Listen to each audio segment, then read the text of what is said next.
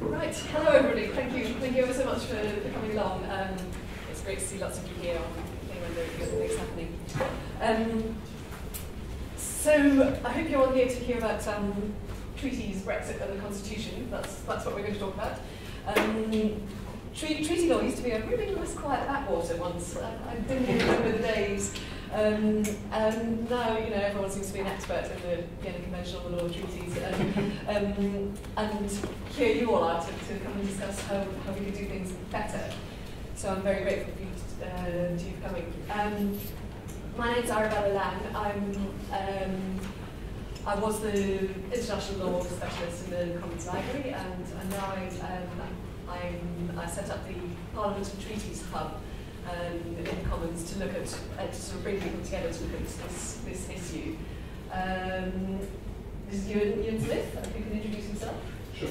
Thanks all very much for coming. I'm Ewan Smith. I'm a fellow at Jesus College, Oxford, and an associate with the Bonn Bureau Centre for Human Rights there. And among other things, before I did that, I worked as a diplomat in the Foreign Office for about 10 years. And Professor Eirik Bjorge. I'm Eirik Bjorge. I teach constitutional law and international law at the University of Bristol.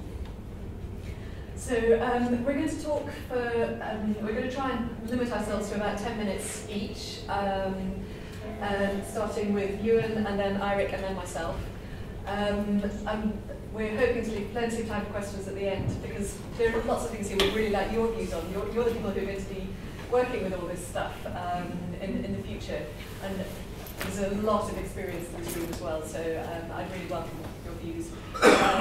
On the whole, maybe keep ask questions till afterwards, but if you've got something burning that you want to say, do just hands up.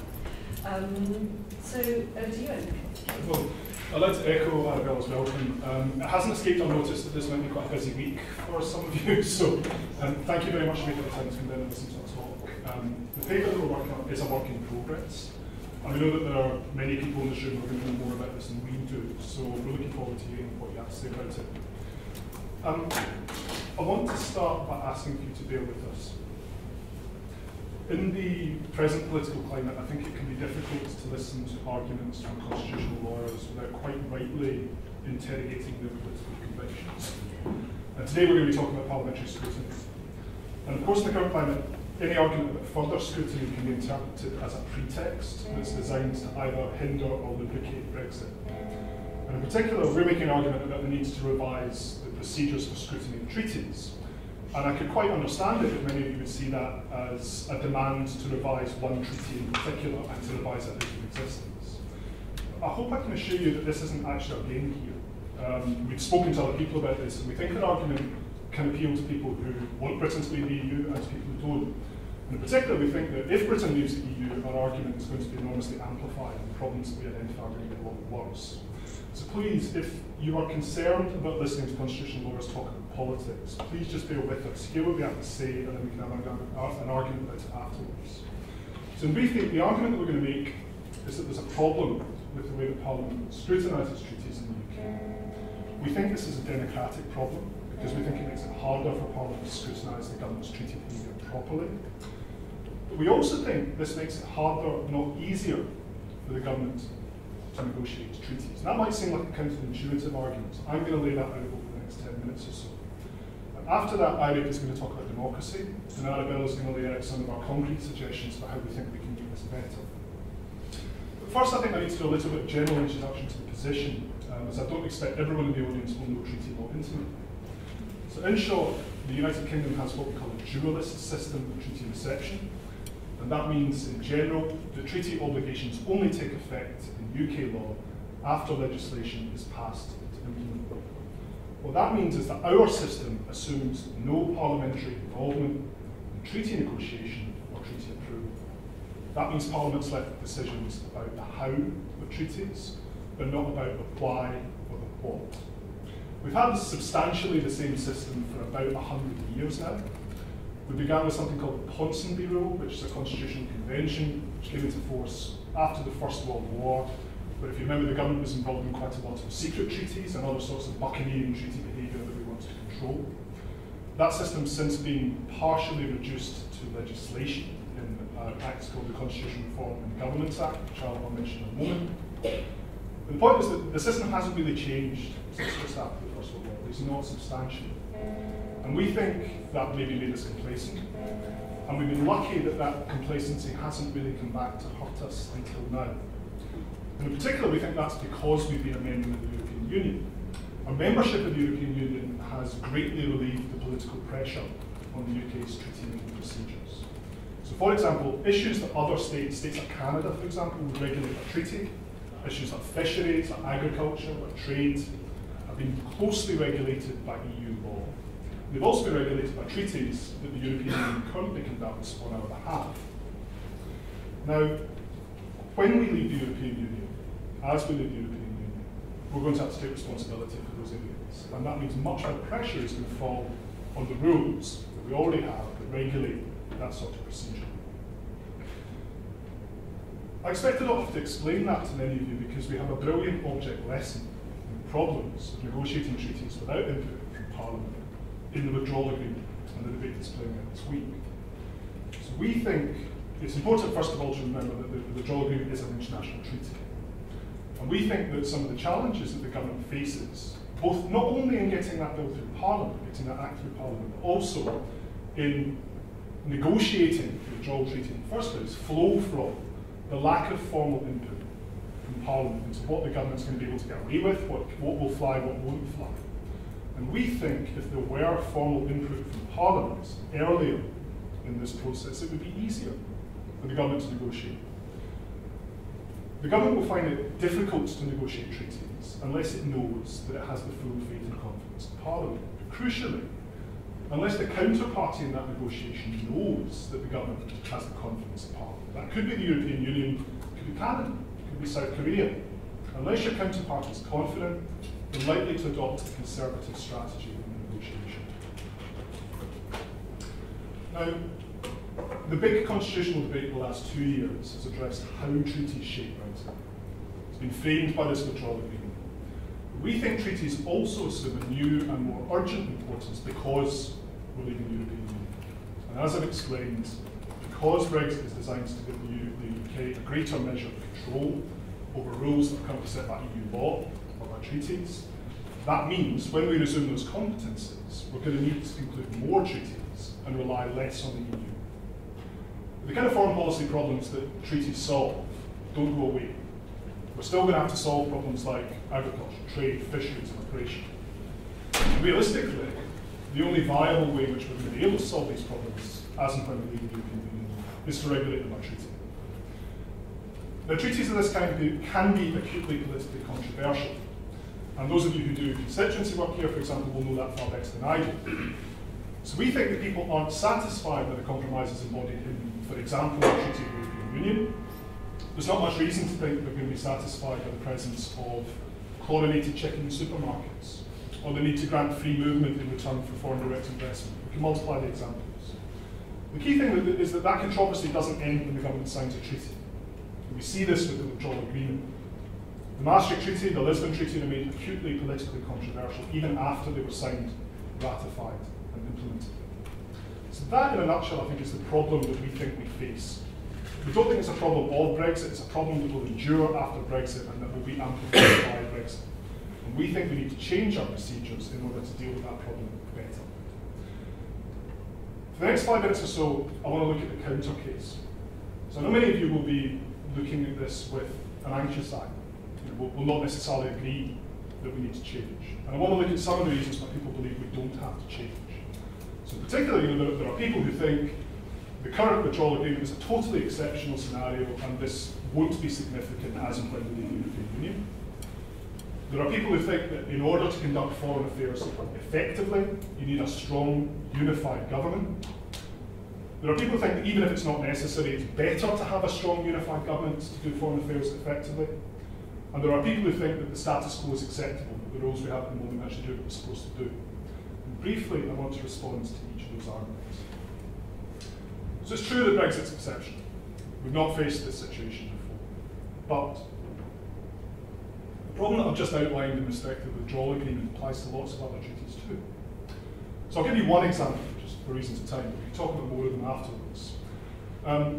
On the 31st of March 2003, we signed a treaty with the United States called the UK-US Extradition Treaty. That was laid under the Ponsonby Rule, which means Parliament had the chance to look at it, and then legislation was passed to implement the UK's obligations. However, people only started seriously to respond to the argument that this wasn't a fair treaty, that it helped the US to extradite Britons but didn't really help us to extradite Americans. They only responded to that argument when extraditions began and some emblematic cases came to the press. So 7 years after the treaty was signed, Theresa May, who was then Home Secretary, commissioned an independent inquiry into the treaty's provisions, and later the Joint Committee for Human Rights recommended that the government should urgently renegotiate that treaty. Now, we think, in addition to the withdrawal agreement, Parliament had scrutinised that treaty properly before we implemented it. We wouldn't have to go to Washington cap in hand. So we don't think this is exceptional. We don't think it applies to every treaty. There are uncontroversial treaties and there are ways in which the rules work well in the mainstream. But there are lots of treaties, like the withdrawal agreement, like the UK-US extradition agreement, that create problems both for government, for Parliament, for British people. And we think those rules need to change to make that better. The second point I want to respond to is the idea that it's necessary to have a strong, unified government. And it would be a bad thing, as many people put it, for Parliament to tie the government's hands in treaty negotiations. I mean, I expect many of you will be familiar with the refrain of that argument in the press and elsewhere. So give you an example. Professor Vernon Baldinor, who from Oxford University, recently wrote in the newspaper, in international affairs, Britain must be represented by the government, not Parliament, which has never in all of our history negotiated a treaty. Only those directly involved in the negotiation can judge what is attainable and what is not. They cannot make these judgments if they lack the authority to decide. Now, up to a point we agree with this argument. We do think it's necessary to have a strong and unified government. We certainly think the government is democratic. We don't think it's despotic for the government to conduct treaty negotiations on our behalf. We don't make an argument from that angle whatsoever. We also we don't question the value of unified government, especially in treaty negotiations. Our argument is the government needs to be more unified and not less. We think it doesn't follow that a government that's independent of Parliament is able to go off and negotiate without formal input from Parliament. We don't think that sort of government is strong. We think within the UK constitutional order, a unified government needs to be embedded in Parliament rather than independent of it. That's particularly true of a parliamentary system like ours. I'm going to come back to this argument and explain it in just a moment quickly. I think the easiest argument I can make that shows it's not necessary is that there are lots of states, including states that are a bit like ours, in which government and Parliament work together in treaty making. So the Australian and Canadian legislatures assist their governments in formulating their negotiating position. That doesn't substantially undermine their ability to conduct treaties. Now, we can argue about whether it makes it better or not, but it doesn't stymie from the beginning. I mean, even if we look across the channel, the European Commission does not have unfettered authority to decide on its negotiating position. And the European Parliament has contributed substantially to what the European Union's position has been in the ongoing negotiations. So we don't think it's necessary. But you might make a more narrow argument. You might say, well, it's not necessary, but maybe it would be better if the government's independent. Maybe we have a better system than Australia, than Canada, than the European Union. But we don't think the government becomes stronger when it's independent of Parliament. I'll explain that now. So, trade treaties are difficult to focus on because we haven't done a great deal of trade negotiation over the last 40 years. It's largely been done on our behalf. But if you look at, for example, the United States position, it takes on average about 4 years for the US administration to negotiate a trade treaty. And there's a great variation in the amount of time that each of those treaties take. So the more complex and the more politically controversial that negotiation is, the longer it takes. So in brief, it generally takes more than one parliamentary cycle for the government from starting negotiations, to signing the treaty, to negotiating an agreement with another country. Now, if we look back to British administrations, let's imagine that the Prime Minister, when she or he decided to start negotiations, was able to see the future and could work out whether or not they had the majority to whip a treaty through Parliament. There's only actually 3 British Prime Ministers since we introduced universal suffrage that could have started that negotiation knowing that. That's Tony Blair, Margaret Thatcher, and Anthony Eden. So the question we would ask is whether or not this does actually give us strong government, in the sense that we need strong government to negotiate treaties. So fine, I've only got another minute or so, so I'll finish up shortly, but I want to deal quickly with the idea that the status quo is fine. The status quo is a combination of the Ponsonby Rule, which I mentioned earlier on, and legislation called the Constitutional Reform and Governance Act 2010. Now, it's worth saying that the treaty provisions of the bill for that act did not attract widespread or acute interest. It was not vigorously debated. There were 11 responses to public consultation on the bill. Many of them were from former Foreign Office legal advisors who were involved in the framing of the bill. Debates were poorly attended. Between about 12 and 24 members were present at any time. And then the bill went into wash-up before the 2010 general election, and most of its clauses were never properly debated. Now, until now, no resolution has ever been tabled under CRAG. No meaningful debate has taken place during the period in which it lets Parliament look at the treaty. And indeed, in the 7 years since CRAG entered into force, not all treaties have been through that process for scrutiny. There will be 225 treaties, of which 153 were scrutinised under CRAG, 38 were exempt, 34 came into force by an exchange of notes. So I'm not going to go into the detail of CRAG and the fact that my colleagues are going to look at it in some detail as well, but we don't think the status quo is adequate either. So in brief, I've tried to deal with some of the arguments against, some of the reasons why we might think that we want a more independent government, and that an independent government would be stronger. We don't think that's true, and we think the withdrawal against an object lesson why it isn't true. We think the lesson we ought to draw from the current negotiations is not merely that Brexit's hard, it's that all treaty negotiations are hard, unless the government knows it has an enduring working majority, and unless other states know this too. We think pretending that the government speaks unanimously for Parliament when it negotiates treaties does not contribute to strength in treaty making. And we think inflexible governments present the illusion of real strength. Thank you very much for listening. I'm going to hand over to Eirik, who will speak over. Thank you. The idea of democracy within this field is a debatable concept in the sense that it might mean different things to different people.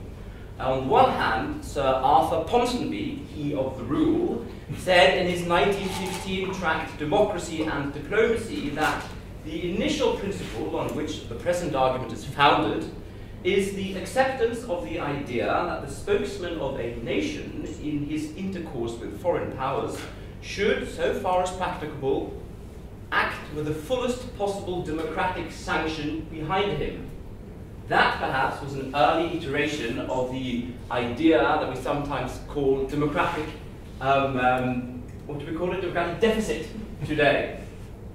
On the other hand, A.V. Dicey took the view that democracy within this field meant quite simply that Parliament may censure a minister or a ministry for misconduct in regard to the foreign policy of the country. And that was all the democracy that was needed, he felt, within this particular field of foreign relations. So on the one hand, you have perhaps a traditional idea of democracy. On the other, what you might call a more executive version of the concept, which of course hones in on ministerial accountability. The idea that ministers are answerable to Parliament for the conduct of their departments. When we've been working up our paper, organising a conference as we did earlier this year, and having discussed it with numerous partners, academic and others, some of them have pointed out to us that we have perhaps a naive idea of what is democracy in this field.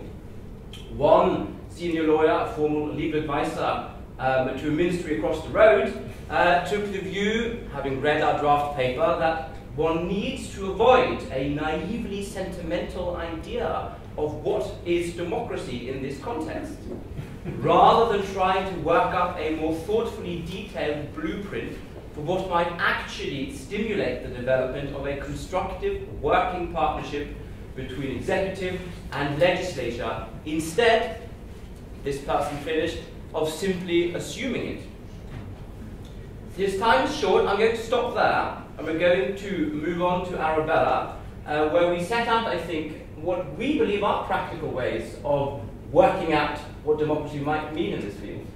Thank you, Eirik. I'm not sure you've, I'll follow up your suggestion quite as beautifully as you might like. I'm going to talk about some of the options for combining accountability for treaty actions with the flexibility that we undoubtedly need. There are three things I'd like you to bear in mind when I'm talking. One is that we're not just talking about trade treaties. As Ewan said, we're talking about security issues, criminal justice cooperation, transport, environment, data protection, all sorts of things that have a real impact on people's daily lives. The second thing is that it's urgent. After the 29th of March, these treaty competences are going to revert to the UK, whether we have a withdrawal agreement or not.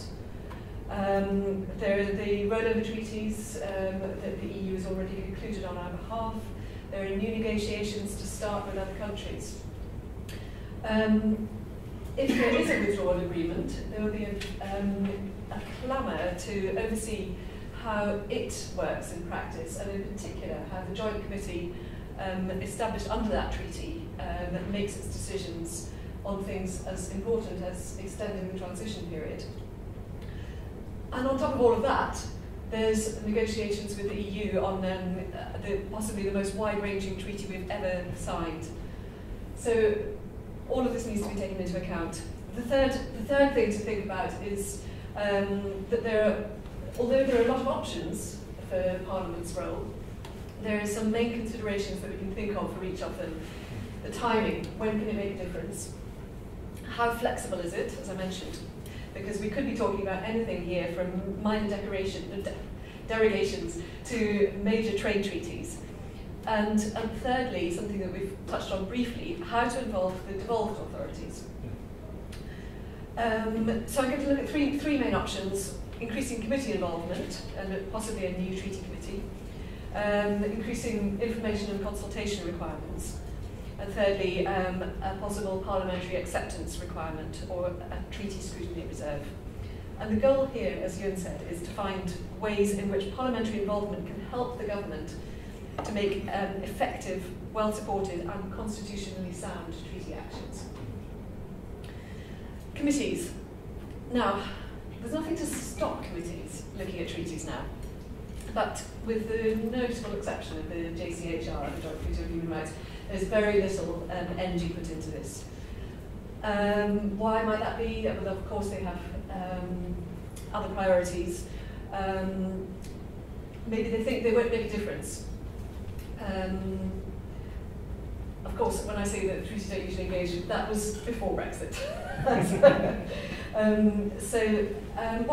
What could committees do in the future?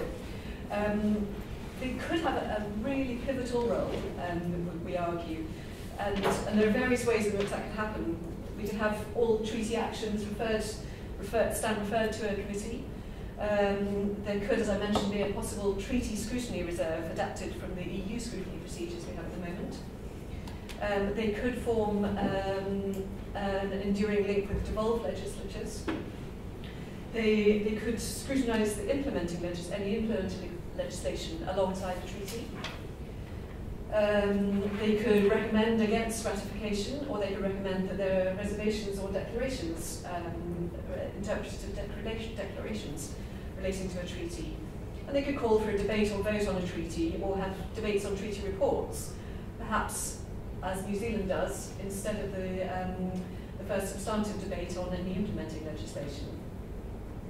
And there could be rules about having no implementing legislation or ratification until after a committee has reported on a treaty. So, just a selection of things that could be done to bolster the committee's role here. Who could do this? Well, we would use the existing committee structures, as, again, for example, New Zealand does, where any major treaty stands referred to the Foreign Affairs, Defence and Trade Committee, which can then refer them on to the others. And of course that uses current expertise, gives context to a treaty, and it mainstreams treaty actions. But it could overwhelm some committees, not looking at anybody in particular, and some might end up paying only lip service to treaty actions. But another option, for example, would be to set up some subcommittees, and they could even be involving members from different committees, like the Committee on Arms Export Controls. Or we could use the new standing order procedures to invite members from one committee to join another for the term of an inquiry. Or we could have a new,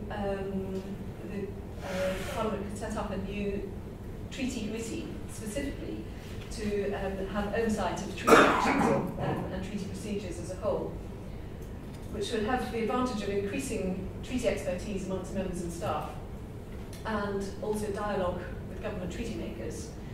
The main example here is Australia's Joint Standing Committee on Treaties, which has been going for just over 20 years now, and very much seen as prestigious and valued and respected as a committee.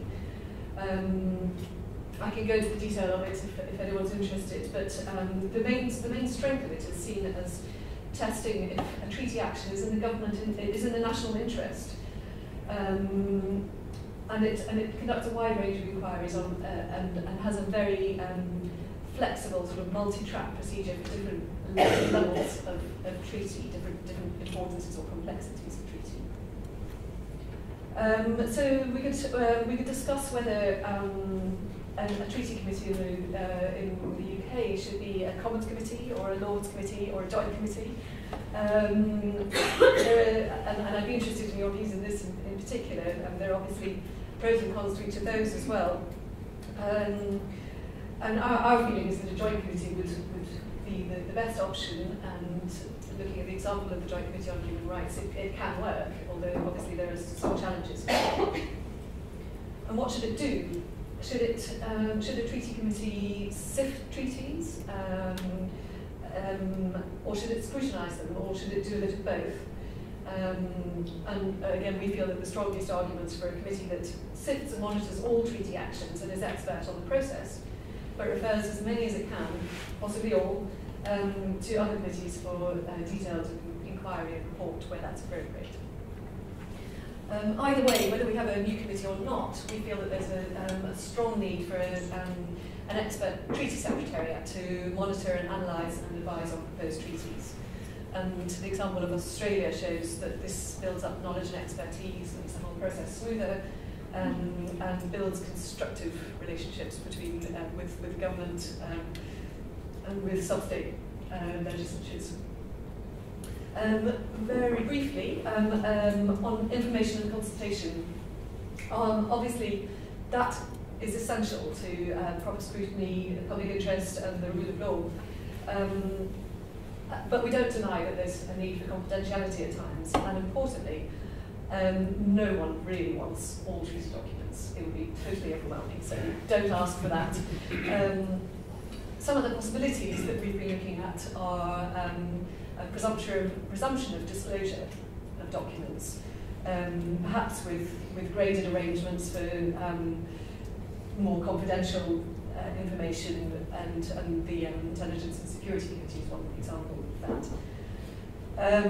Parliament could, and in our view should, write a list, or prepare a list of what information is required and when, crucially. It can include things like government statements on why it's considering treaty actions and the proposed negotiating mandate. And the government seems to be accepting that, at least for trade deals at the moment. At the moment, there's nothing to say what information Parliament would like on treaties. Other countries have a public list of not just treaties under negotiation that gets updated, but also proposed treaties. So people actually know what might be coming, which is a novelty here. And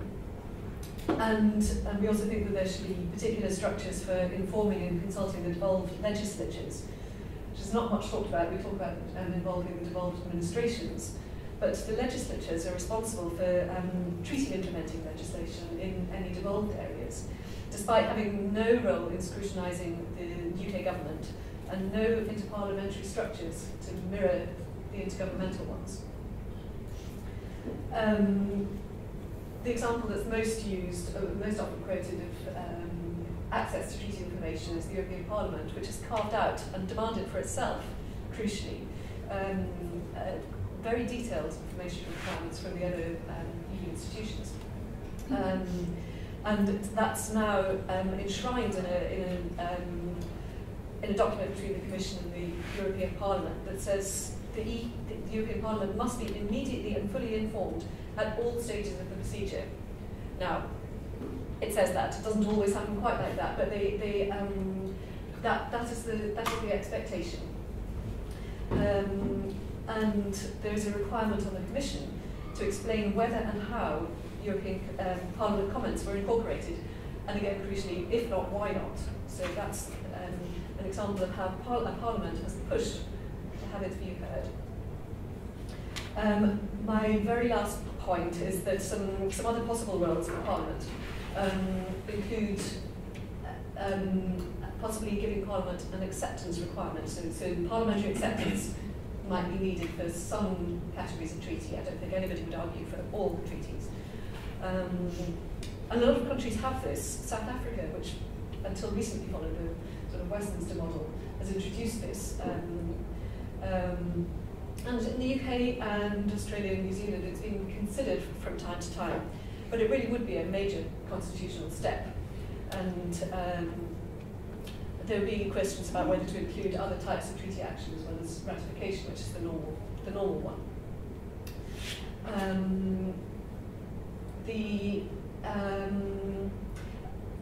A treaty reserve would be a slightly more flexible and perhaps lighter alternative to that, which could be implemented without major constitutional upheaval. So, in conclusion,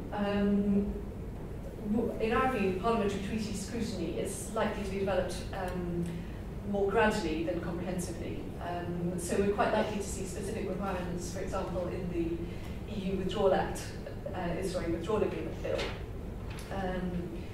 But as I mentioned, quite a lot of other changes could be made without legislation, for example, through policy or parliamentary rules and procedures, or simply internal arrangements here. And there are lots of examples that already exist in other procedures or in other countries. There are a few quick wins that could be in place relatively easily. For instance, adding treaty scrutiny to the committee terms of reference and a commitment to consult devolved legislatures, setting up a specialist treaty secretariat, setting out detailed information requirements, including the content of impact assessments. I mean, we have these explanatory memorandums, but then even according to the people who write them, they're often fairly useless. So, and there could be a clear commitment to debate major treaties, as there was in the Ponsonby Rule. It's not clear that that still stands. In the medium term, there could be a new treaty scrutiny committee with very flexible remit and procedures.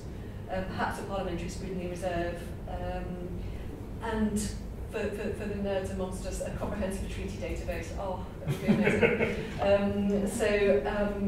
Anyway, so we feel that parliamentary committees could, if they wished, play a really powerful role in ensuring that the government's treaty actions are effective and well supported and constitutionally sound. And I think this week, whatever our own politics, we've seen the perils of trying to do so on. So, thank you very much for listening. Over to you. Has anyone got any questions? I see Bridget grinning at me.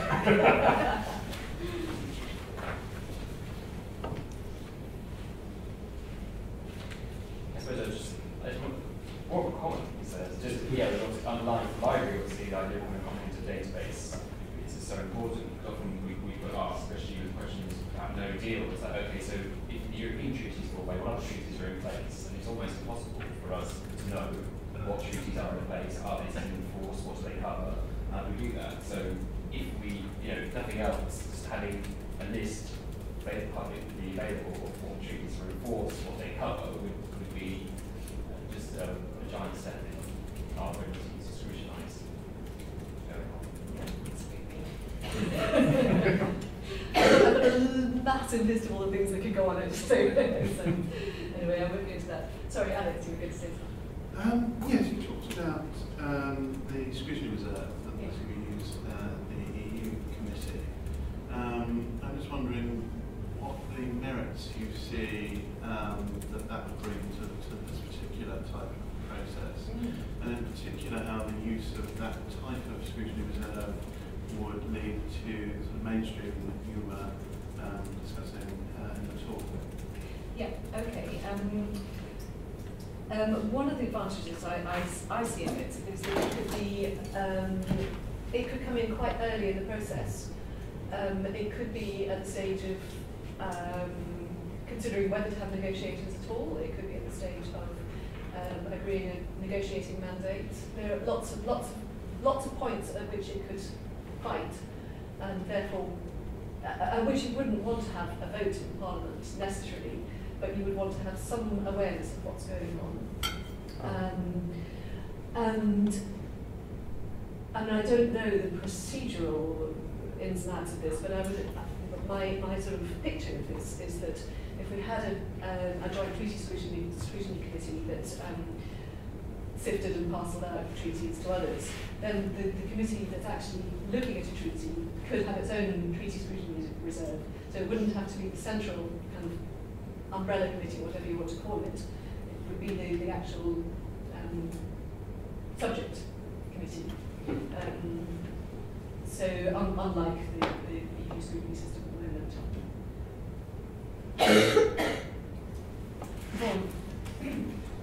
I think I've talked about this with Arabella already. Over the years, this question of how we get Parliament interested in foreign affairs. There's a culture here of kind of foreign things are foreign things. And since I've been here, I've lived through various attempts of trying to get MPs more interested in things European, in EU, in foreign affairs generally, and it's been a struggle. I know that getting departmental select committees interested in scrutinising EU proposals, for example, has been very difficult. Getting MPs to turn up at European committees to hold the government to account over their behaviour before they go to the Council of Ministers and agree something. It has been very difficult, and there have been attempts to reform the what used to be European Standing Committees to try and get more attendance, but the attendance is, I think, correct me if I'm wrong, anyone from the Scrutiny Committee, I think it continues to be low. Members don't seem to be interested in European or foreign affairs. As you say, I hope that I'm wrong, that Brexit, if anything good comes of it, that it will be an interest in what's going on in the world and the UK's sort of role in engaging with that. But it's also part of our political system, this confrontational two-party system, that everything ends up as a sort of political debate and an attempt to get rid of one government instead of another. I mean, it's difficult to see how you're going to get MPs and committees to engage with trade negotiations and all the other things, as you said, security, fisheries, all these other things. I hope I'm wrong, and I hope that things, attitudes have changed here. I'm a bit cynical. I hope that this could be the start of more parliamentary engagement with treaty negotiations, and that somehow we can change the culture of sort of, other people dealing with stuff, foreign stuff, and get more MPs involved. Yeah. Do you think the idea of a joint treaty committee would be a good one? Yes, I do. I think a joint committee is better than another kind of committee, and that would be a good start. But I hope there are enough people who actually want it to happen and succeed and be more involved. Yes, and the signs at the moment have an enormous upsurge in interest in it. I've got a kind of running list of the committees that are looking at aspects of this. And I've got about 15 committees on it at the moment. Yeah, they are now. Yes, yeah. Brexit has revolutionised that. So will it continue? That's the thing. But will it continue? And are there, and this idea that it's great in theory going to translate into okay, I'll do it. I think that some of these points might seem obvious, but you're right. This isn't going to be a panacea. There will still be problems even if we change the rules. But the ways in which it could get better, I think, are at least three. One is, I think some of this proceeds on momentum. So the less remote this stuff looks, the more people are going to be able to engage with it. I mean, it's not as if foreign affairs don't crop up in the newspaper, they are politically acutely important things, and they're by no means peripheral to people's everyday lives. We're talking about agriculture, fisheries, etc. Second, I think, separately to them being remote, people maybe find it daunting. There's lots of quite abstruse technical language like ratification or acceptance or enforcement that I wouldn't expect people to necessarily understand unless they had someone who could explain it to them. And I think if you had a treaty secretariat, by upskilling generally, not only do people know more, but also the level of acceptable ignorance about foreign affairs and about treaties would fall. I think third, some aspects of this are technical and some aspects are political. And they're reflected both in that point that whether people find it daunting or whether they just find it irrelevant. And I think a joint committee would maybe maximise Parliament's ability to deal with those two different dimensions of the problem. Because I wouldn't expect everyone necessarily to understand either the situation for car makers in South Korea, that's complicated, or the way in which regulations might improve that. But I expect people in the House of Lords would. And I think a Lords committee might be able to marshal that ability of Parliament to look at those technical issues, while at the same time in the Commons bringing those political arguments in as well and making it politically relevant to other people. Yeah, on that, so if you're suggesting a joint committee to do the sifting and then, if you like, pass it on to topic relevant committees, at that point it splits into Commons or Lords, or do you only sift it to one chamber, or will it go to both? And look at different dimensions. Have you thought that next stage? Not in detail, but I mean, I hadn't ruled anything out, and it could be, I mean, in theory, you could have two committees looking at it at once, although that's obviously not very efficient. I think that the model of having members from, and now some procedural, Claire, you might know the answer to this, you know, the new standing order on getting members from one committee to join another committee for an inquiry, would that allow a member of a Lords committee to join a Commons inquiry? Anyone else know?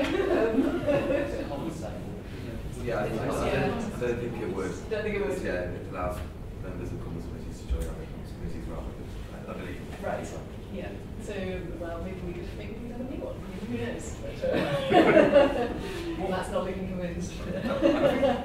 I think maybe one aspect of the plan is that we can't have a one-size-fits-all solution because there are lots of different kinds of treaties. And we wouldn't expect to follow the same procedure for the withdrawal agreement with the European Union to negotiate a tax treaty with a Caribbean state, for example. And so I think we do need some degree of flexibility about how exactly we would treat individual treaties, who would be best placed to do it, what sort of scrutiny would require. And fleshing that out at this stage, I think, might make that harder rather than easier. You know, there are other people who want to do that better than something behind it. What powers do the Lords have on the ground? What role does it have? Does it have Just, it has a role to pass a motion saying that this treaty should not be ratified, to which the government must respond, and that's it. So, I mean, I think a lot of this is powers. If you want people to get interested in things, powers, right? If communities get chances to stop things, they can suddenly get very interested in things. I mean, it's also the same with just general scrutiny in Europe. It's like most European parliaments, the government has to go before a European Council meeting to discuss then negotiating strategy in their red lines. In some countries like Sweden, they actually obviously have to have it approved, have their stance approved before they go to the European Council. So there's actually a sort of real issue. I mean, in the UK, we've got a very powerful executive. It's not going to change anything fundamentally, but I think if you want people to get interested in it, it's probably going to be a case of what can they do, not only that, but I think that's a big question. Same with the Lords. I mean, the Lords are about to have a much more used to doing that detailed scrutiny of secondary legislation. I think of course, ultimately, they still only have a objection power. Then. Ask a question about finance. Yes, of course. I agree very much with everything that's been said about Parliament not really being that interested in international affairs typically as one might think it to the modern era, and the idea of a joint committee. I'm just thinking about the speed with which negotiations at times. I mean, it depends which kind of treaty you're negotiating, but if you have a joint committee that then sifts it and then refers it to a couple of other committees, the others can come back. the time that takes in reality, their cause for evidence is, we're looking at least 6 months. And that can really stymie a negotiation. And so I'm just wondering if there's lots of committees referring lots of interesting things to lots of other committees could actually just become ineffective chaos. That would be the risk. Whereas even if it's less than ideal because you don't necessarily have all the right specialists and it stays within one committee, at least you might be able to do it in something vaguely resembling a reasonable timescale. That would just be my, one of my wonders about how it would work if it was a sort of referring setup. But just would there need to then be very strict timelines for when they get back? Yes, absolutely. No, I absolutely take your point. And again, this underlines the need for flexibility because there may be some treaties that are so urgent or sensitive or whatever that Parliament might decide they need scrutiny of some sort, but perhaps keep it within a new treaty scrutiny committee rather than farming it out. So there might be a power to do that. I think something I think there's force in that argument. I think the way I would look at it would be through international examples. There are international examples of committees that do actually stymied the treaties. I think, to my mind, I'm not sure Arabella would agree with me. The US Senate Foreign Relations Committee, for example, is really valuable. So the US Senate Foreign Relations Committee has the power to reserve a treaty within a committee that has to be released to the floor of the Senate before it can be ratified. And that means essentially you have to do horse trading, usually with the chairman of the Foreign Relations Committee, in order to get foreign relations business done. So when that chairman was, for example, Jesse Helms in the late 1990s, the amount of political capital that the administration had to expend, even to get relatively uncontroversial things like treaties banning landmines through the Senate, was enormous. But of course that's based on the US Constitution, which is an 18th century solution to a 17th century problem. I think we can improve on that. And if you look, in practice, J. Scott in Australia does not ultimately prevent the Australian government from negotiating treaties. And so we have to hold the interest in dispatch against the interest in having a unified parliament behind you, having proper scrutiny and so on. We think these procedures can be calibrated such that you can get both things at the same time. And New Zealand is another example where there is a kind of umbrella committee, the Foreign Affairs, Defence and Trade one, but it farms some things out to other committees, and I certainly haven't understood that there's a problem with delay in that situation. Certainly, J. Scott itself doesn't consider that delay from its procedures is a problem. But that's a slightly different situation. I mean, it depends again what time, at what point in the procedure the committees are getting involved. If it's post-signature looking at ratification, it's a different kettle of fish than if it's negotiations where you could really have proceedings. But again, it's that balance between the powers and the workability. I was just going to add a bit to the scepticism about sifting in the sense that Commons departmental committees are already massively overloaded. They've got their 10 core tasks. They don't necessarily do a brilliant job of all of those 10 core tasks. So the idea that they're loading yet another task on top of them and expecting that to be a priority in a certain amount of time seems somewhat unrealistic, even if we hope, as Maud says, for more member engagement and treaty scrutiny in the future. I was wondering whether you thought ad hoc committees in the Commons potentially would be a better bet when there's a big treaty, the big trade treaties coming down the line, where there will be member interest, where you can then draw from various committees to set up one that could be supported by the dedicated treaty secretariat, and otherwise leave it to the House of Lords, where we've got lots of members who aren't quite engaged in this, willing to plan in detail. What's that?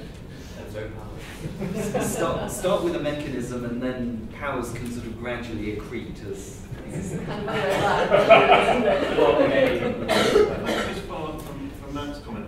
The reason I posed the question at the outset about the scrutiny reserve was really just to perhaps sort of compare and contrast the experience I've had in both houses. In the Lords Committee, the SIFT is actually conducted by two lawyers, myself and Tim Mitchell, and the chair of the main select committee, and we go through all the documents and then send them out to the various subcommittees with recommendations on what they might do with the various proposals. The European Scrutiny Committee and the Commons tried, I think a couple of years ago, 3 years ago, to sort of mainstream this as we described, some of the various departmental committees. And I remember particularly in one of them and getting these sort of files come in during the midst of whatever else it was we did. That system worked a lot less well because essentially we didn't have day-to-day contact with the European Scrutiny Committee. So something would be flagged as this might be of interest to your committee, possibly 2 or 3 committees, but without any prior warning that these things were going on, and without any great regard for the capacity of the Secretariat or whatever departmental or other committee it was that could look at it within a relevant time frame. And so I think the 2 models there in terms of how you would look at that are very different insofar as the EU committee currently has subcommittees already set up in the various subject areas who can look at the work and who will have experience of the subject matter. So I think it's previously discussed, to get the departmental committees and the Commons to do it would be quite challenging without them having access to a completely different set of resources, but also the time for the committee itself to actually factor that into their programme. Yes, that's absolutely right. And it's interesting to think about the EU committee as a possible model, which I haven't really thought about how that might work as a potential model for treaty scrutiny. But it'd be good to have a chat about that. Hi. I'm sorry if this is a really stupid question. I'm going at this in total knowledge, but you've talked about a lot of recommendations and how things could be done. My question is, what happens next then? And our government and parliamentary authorities are obviously kind of thinking about this now. Is there a timetable? Anything like that? I'm just wondering what's next. Funny ahead. I don't know, Claire. No, there are likely to be a lot of recommendations coming out soon from various committees. So the Lords Constitution Committee at the moment, the International Trade Committee, they're both sort of at the end of, toward the end of inquiries. The Commons Liaison Committee, the Laws Liaison Committee are both looking at the role of committees after Brexit.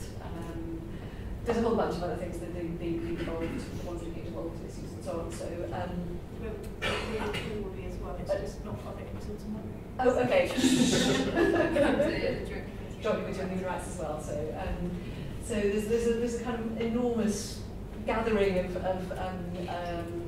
impetus here. Now, obviously, that's going to be recommendations to other bits of the House, whatever, and it's not quite clear exactly who would take it on from there. I'm doing my job in my Parliamentary Treaties Hub until the end of March, and I see a lot of my role over the next 3 months as trying to find homes for various recommendations and making things work off the back of that. So I'll do it. So I will leave this to you and check on this up, but it's maybe worth saying what would need to happen in order for some of these things to come to place. Well, I mentioned some of the ways. Basically, there's not very much that absolutely require legislation. So things that could be done through standing orders of either House or through terms of reference of committees. Even the EU scrutiny procedure, if I'm right, and informed correctly if I'm wrong, that was set up by it's in the committee terms of reference. It's not in legislation or anything. Bridget, Well, there's a resolution under standing orders, yeah, but it's not legislation. Yeah. So it wouldn't necessarily be a long, time-consuming process from the procedural point of view. It's more getting agreement on exactly what should be done.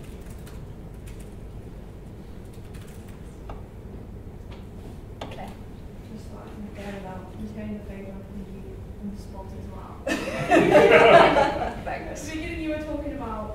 involvement in the withdrawal agreement, and you mentioned oversight of the joint committee. Yes. I was just hoping you would tell us what you, or how you think that where, and also the European Scrutiny Committee and the EU Committee are looking at as well, but just what's been talked about on that so far.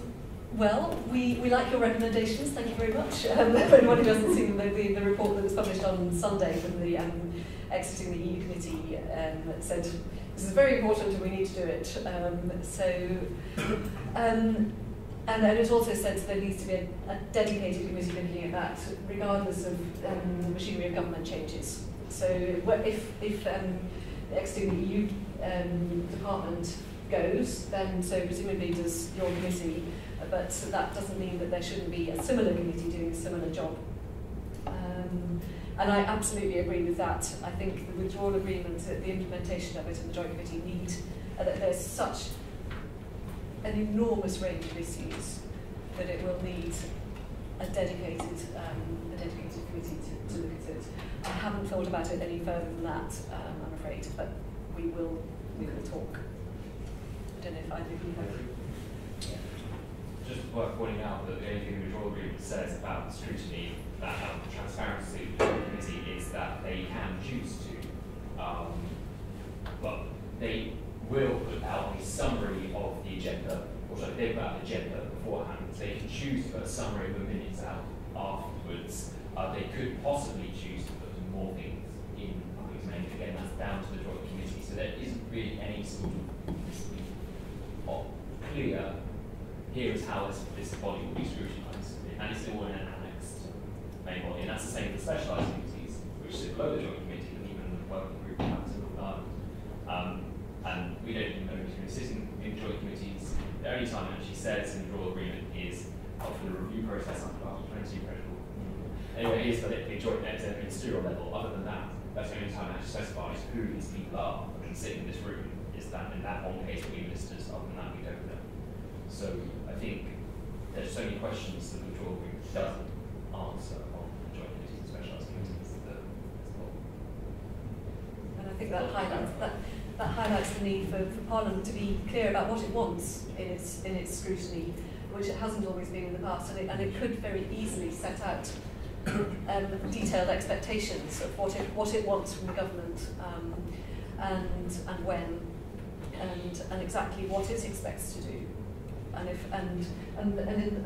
as far as I know, when there's so we've seen it a bit with the minister in the International Trade Committee hearings, that he said, okay, that's fine in theory, tell me what you want. And that's where Parliament's been a bit sort of reticent. So I think there could be a lot more detail in what Parliament's looking for. Hi. Just on that point, I think maybe this is hopeful thinking, but there is arguably a mirror to be taken from whatever the EU does if we find ourselves in that position. There's a lot of fighting and work that's gone on in the EU over the last while about getting better access to information and measuring things. So if that is a very practical way of creating a similar approach which has its justification in a visibly sort of acceptable political mirroring, then you can see that at least as a starting point, if we find ourselves in that position, there are processes there. How do we learn? Yes, and when we had in the withdrawal agreement negotiations, we had David Davis way back when saying, we'll give the UK Parliament everything that the EP gets. Yeah. Didn't quite work out like that. And, but that was partly because there was no, that was never set out in detail about what that would mean in that context. And so we never saw a document saying, okay, we'll provide this, this and this at that and that point. And Parliament didn't do it either. And that goes back to the lens, ultimately, which is the knowledge of how the European Parliament gets that information is something that you can quite easily pick up and draw from. And it's all detailed out, and it's all hard fought as far as it goes, and the limitations are also quite well protected. although we also need to bear in mind that we shouldn't draw the parallel with the EP too far. It's a very different institution to the UK Parliament, and different motives and different reasons for working the way it works. So treat with caution. Well, I think what I'd add is that I think where parliamentary secretaries would have the most a lot of experience in it, or most value added would be in engaging with companies, people outside, because classic sort of thing that happens with a lot of the EU regulations passed executive legislation is that you'll come into force, no one notices, and then suddenly someone will go, the vacuum cleaners will go, what the hell? We have to be a lot more energy efficient, what the hell? And then Peter would ring up and say, why don't we never pass this? Like, which you did. We went through under this motion 2 years ago, but of course at the time, no one was really looking at whether the legislation was passed. Not, as you were saying, with the much bigger example of the extradition treaty.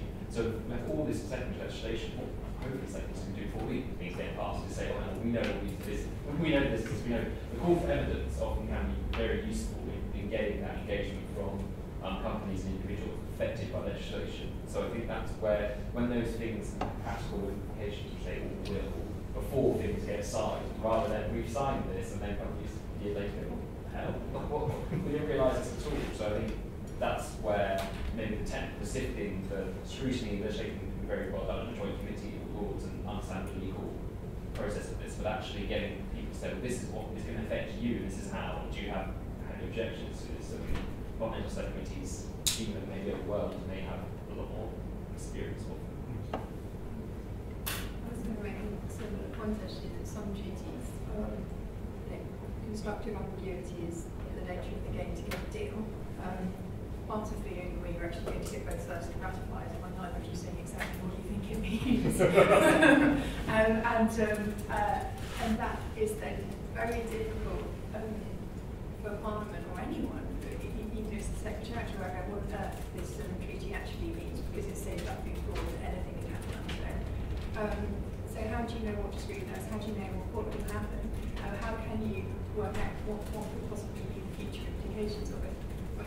Purely from a human rights perspective, which is what we're interested in. If you have so few exemptions clauses, you can at least make sure that none of your ability to protect your own citizens is being done over roughshod for human rights or whatever. But that's just a sort of sticky plaster in case it goes very badly wrong. That doesn't actually let you know what the treaty will potentially enable to be done under it. So there's quite a lot of challenges in doing the scrutiny that is not as obvious as your average act of bill that you want scrutinising. It's a bit more vague, a bit more woolly, and therefore the scrutiny can take longer and it'll be harder to do. I think that's a really good example.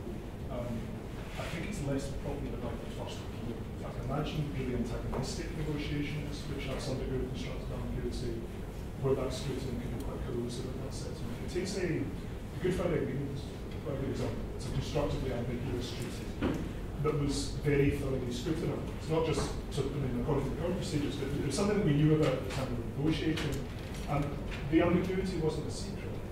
It wasn't as if anyone was sort of wondering what this actually knew that both sides thought it meant two completely different things, and we knew that that was the point. And I can see a mainstream of treaties where actually you would be able to scrutinise them, and a committee would be alive to that possibility, would be that necessity in some cases. I can, however, see others, treaties like, for example, China believes the sign of British Joint Declaration to be constructively ambiguous when it actually isn't. and I can see more antagonistic negotiations like that, where scrutiny might draw out problems in the future, or ways in which that ambiguity might be punctured. I mean, that can be a good and a bad thing. It's just, it's a challenge. The other thing, just building on that, is that some of the political problems that arise may be connected to the way in which the treaties were drafted, and the example that you gave was a particularly good one earlier, the extradition stuff between the US. In reality, the argument that was being made about the standard of proof that was required in both countries had very little to do with politics between the case of Gary McKinnon, who had pretty much admitted to the actus reus of having hacked into the computers. We weren't having a row about any of that. The row was about something completely different. And so, to some extent, had we picked up on this at the time, I'm not sure that that necessarily would have had the impact that people think it would. And it's worth reflecting that whilst the Joint Commission on Human Rights may have made certain recommendations in relation to that treaty, the very large Scott-Baker review that was conducted, that looked at all the various cases there, eventually came to the conclusion that, well, it looks reasonably okay in the grand scheme of things. And so even with sort of 3 years worth of general scrutiny of what was getting on there, I don't think we actually ever reached a point where anything was done about it. So, although it was very informative, the practicalities of it weren't necessarily.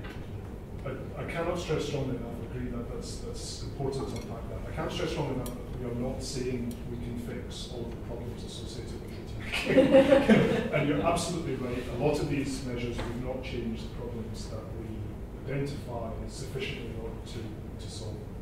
But they may be better. So let's not make the best thing. I think that would be a good point to finish unless anyone has any burning questions. We're a little bit over time. But do feel free to contact any of us, probably through me, that's easiest. If you've got any questions or suggestions or views on any of this, I'd be really glad to hear them because it's all work in progress. Thank you. Thank you.